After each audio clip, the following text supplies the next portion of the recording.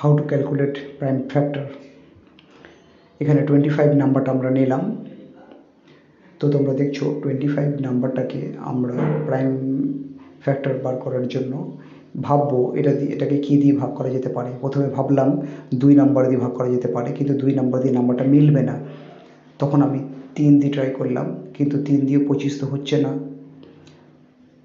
তখন 5 দিয়ে ট্রাই করলাম, 5 × 5 করলে 25 হবে। সেই হিসাবে আমরা ধরে নিলাম 5 এবং 5, এই দুটো 5 হচ্ছে 25-এর প্রাইম ফ্যাক্টর।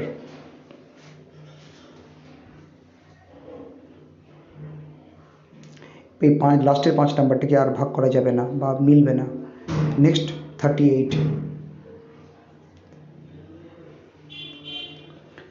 নাম্বারটা লাস্টে 8 আছে, তাহলে এটাকে 2 দিয়ে ভাগ করা যাবে। অ্যান্সার হলো 2 এবং 19। তো এইভাবে লিখবো 19 আর একদিকে 2। 2টা হলো প্রাইম নাম্বার, 2টা হলো 2 নাম্বারটাকে সার্কেল করে 2 এবং 19 নাম্বারটা, 19কে আর ভাগ করা যাবে না, তাই এটা হলো অ্যান্সার।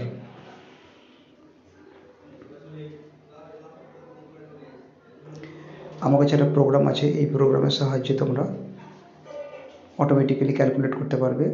এর একটা Python prime number calculation program, আমি এটা কমেন্টে দিয়ে দেবো।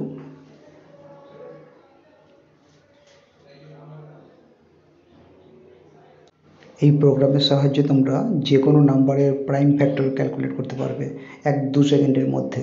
এই প্রোগ্রামটি আমি কমেন্টে দিয়ে দেবো।